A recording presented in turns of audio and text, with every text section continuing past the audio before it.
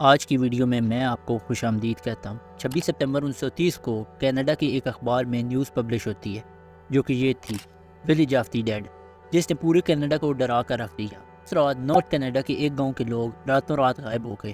آخر ان کے ساتھ کیا ہوا، ملے یا نہ ملے، ان سب سوالوں کے جواب جاننے کے لیے آپ کو آج کی ویڈیو پوری دیکھنی ہوگی۔ نارتھ کینیڈا کی انجیکونی لیک کے قریب ایک بستی تھی جہاں ایسکیمو نامی ٹرائب رہتے تھے، اور وہاں سے 100 سے 150 لوگ اپنی زندگی بسر کرتے تھے، جو کہ انجیکونی لیک سے مچھلیاں پکڑ کر گزارا کرتے تھے۔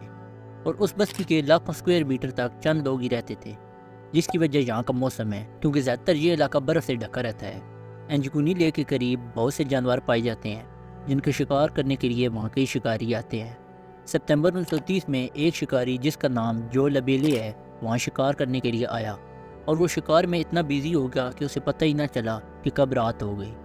لیکن اس کے دماغ میں تھا کہ رات میں بستی والوں کے پاس چلا جائے گا۔ وہ ایسا پہلے بھی کر چکا تھا، لیکن اس دن چاند کی چاندنی میں ہر طرف خاموشی چھا گئی۔ اسے صرف اپنے قدموں کی آواز آ رہی تھی، اسے وہاں کوئی بھی انسان نظر نہیں آ رہا تھا۔ آج اسے کچھ اب نارمل لگ رہا تھا، کیونکہ پہلے وہاں کتوں کی آوازیں آتی تھیں، لیکن آج ان کی آوازیں بھی نہیں آ رہی تھیں۔ اس نے سوچا کہ کیا پتہ بستی والے سو گئے ہوں یا پھر کہیں گئے ہوئے ہوں۔ جب وہ بستی کے قریب پہنچا تو خیموں میں سے دھواں دکھائی دے رہا تھا، لیکن جب وہ بستی میں انٹر ہوا تو وہاں نہ تو انسان تھے اور نہ جانور۔ وہ شکاری ایک خیمے میں گیا تو اندر کوئی بھی نہیں تھا۔ وہ یہ دیکھ کر ڈر گیا اور وہاں سے جانے ہی والا تھا کہ اچانک اس کی نظر ایک چولہے پر پڑتی ہے۔ تو وہاں وہ دیکھتا ہے کہ ایک چولہے کے اوپر برتن میں کھانا پڑا ہوا ہے، لیکن وہ کھانا کھانے کے قابل نہیں ہے کیونکہ وہ کھانا جل گیا ہے۔ بستی کی عورتیں جو کپڑے سلائی کرتی تھی، ان کے سلائی والے کپڑے بھی مشین کے پاس ہی پڑے تھے، اور سوئی دھاگا بھی ان کپڑوں کے پاس پڑا تھا۔ تو اس نے پوری بستی کی جانچ پڑتال کی تو دیکھا کہ بستی والوں کے کتے بھی بھوک سے مرے پڑے ہوئے ہیں۔ تو اس نے سوچا کہ یہ کوئی اتفاق نہیں ہو سکتا۔ ان کا کھانا ان کے سامنے تھا، لیکن ان کو دینے والا کوئی بھی نہیں تھا۔ ایسا لگ رہا تھا جیسے سارے ابھی کہیں غائب ہو گئے ہوں۔ اسے وہاں ایک قبر ملتی ہے جسے دیکھ کر صاف نظر آ رہا تھا کہ اسے کچھ ہی ٹائم پہلے کھودا گیا ہے۔ وہ وہاں اکیلا تھا اور ان سب چیزوں نے اسے اور زیادہ ڈرا دیا تھا۔ وہ سوچ رہا تھا کہ گاؤں والے اپنی سیفٹی کے لیے کتے ہمیشہ اپنے ساتھ رکھتے تھے، لیکن ان پر ایسی کیا مصیبت آئی کہ وہ اپنے کتے یہیں چھوڑ گئے، اور ساتھ ہی کھانا، کپڑے اور کئی چیزیں وہاں چھوڑ گئے۔ وہ گھبرا کر اپنے قریبی ٹیلی گراف آفس میں پہنچا، اور وہاں جا کر اس نے وہاں کی رائل کینیڈین ماؤنٹڈ پولیس سے رابطہ کیا اور ساری بات انہیں بتا دی۔ جب پولیس اس بستی میں پہنچی تو اس شکاری کی ساری بات سچ ثابت ہو گئی۔ تو انہوں نے سوچا کہ بستی پر کوئی حملہ ہوا ہے، لیکن وہاں انہیں کوئی خون کے دھبے نہ ملے، اور پھر سوچا کہ اگر کوئی حملہ کرتا تو یہاں کوئی نہ کوئی سراغ ہمیں ضرور ملتا۔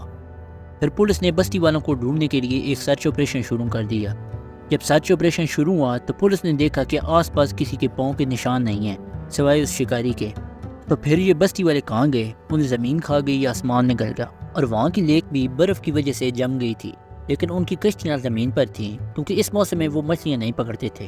اس لیے لیک کے جمنے کی وجہ سے کشتیاں وہاں زمین پر پار کی گئی تھی۔ اگر یہ لوگ اس لیک سے تیر کر کہیں جاتے تو کسی نہ کسی جگہ سے لیک پر جمی برف ٹوٹی ہوئی نظر آتی، لیکن ایسا نہیں تھا۔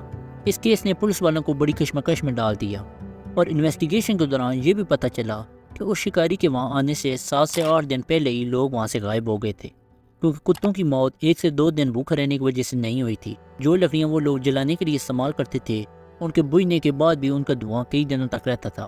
پولیس والوں کے دماغ میں کئی سوال تھے، لیکن ایک کا بھی جواب نہیں تھا۔ اس لیے کئی مہینوں کی انویسٹیگیشن کے بعد اس کیس کو انسالوڈ کہہ کر بند کر دیا، اور کچھ سالوں میں آس پاس کے لوگ بھی سب بھول گئے۔ لیکن اس حادثے کے 50 سال بعد 1984 میں روجر بور اور نیجل بلنڈل نے اپنے آرٹیکل میں بتایا کہ جب وہ لوگ بستی کو ایکسپلور کرنے کے لیے گئے تو انہیں وہاں ایک شکاری اپنے 2 بچوں کے ساتھ ملا، جس نے بتایا کہ اس نے جھیل کے اوپر کچھ مختلف چیزیں دیکھی ہیں، جس کی وجہ سے ان رائٹرز نے اس سارے معاملے کو ایلینز کے ساتھ جوڑ دیا۔ اس کی وجہ سے یہ لگ رہا ہے کہ اس دن وہاں ایلینز آئے اور وہ سارے بستی والوں کو اپنے ساتھ لے گئے، لیکن ان دونوں رائٹرز کے پاس ایسا کوئی ثبوت نہیں جو ان کے آرٹیکلز کو کریکٹ ثابت کر سکے۔ اس کے بعد لوگ اپنی طرف سے کئی کہانیاں بنانے لگے، لیکن سچ تو یہ ہے کہ آج تقریباً 100 سال بیت چکے ہیں، لیکن اس بستی کے لوگوں کا کچھ بھی پتہ نہ چلا، اور یہ ایک مسٹری بن گئی جس سے آج تک کوئی سالو نہیں کر پایا۔ اگر آپ کو آج کی ویڈیو پسند آئی ہو تو چینل کو سبسکرائب کریں اور ساتھ لگے بیل آئیکن کو ضرور دبائیں تاکہ آنے والی ہر ویڈیو آپ تک آسانی سے پہنچ سکے۔